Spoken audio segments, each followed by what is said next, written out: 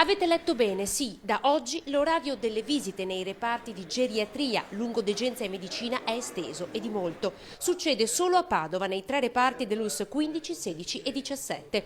Una rivoluzione sperimentale, 6 mesi di prova, poi le valutazioni. Ma se il progetto, che si chiama Porte Aperte in Corsia, avrà successo, sarà esteso anche alle altre US del Veneto, parola del governatore Luca Zaia. Il malato non è solo un corpo da curare, ma una dimensione affettiva, psicologica.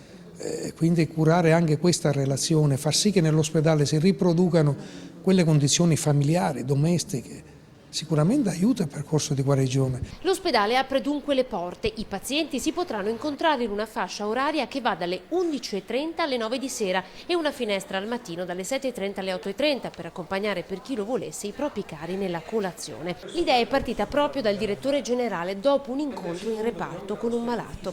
La riforma, la prima in Italia, certo non mancherà di suscitare qualche malumore. Da una parte i sanitari che lavoreranno in reparti un po' più affollati, dall'altra i malati con le loro esigenze. Un cambiamento culturale che coinvolge anche tutti gli operatori sanitari, siano essi infermieri, operatori sociosanitari, medici, e noi per questo abbiamo definito una procedura operativa in maniera da regolamentare quelle che sono le modalità minime di accessibilità. L'azienda sociosanitaria confida nel buonsenso delle persone.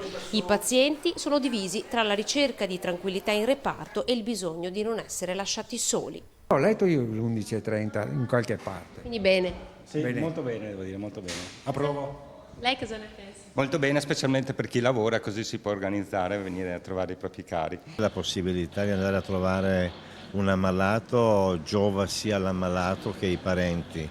Bisogna vedere se questo è compatibile con il lavoro dell'equipe medica.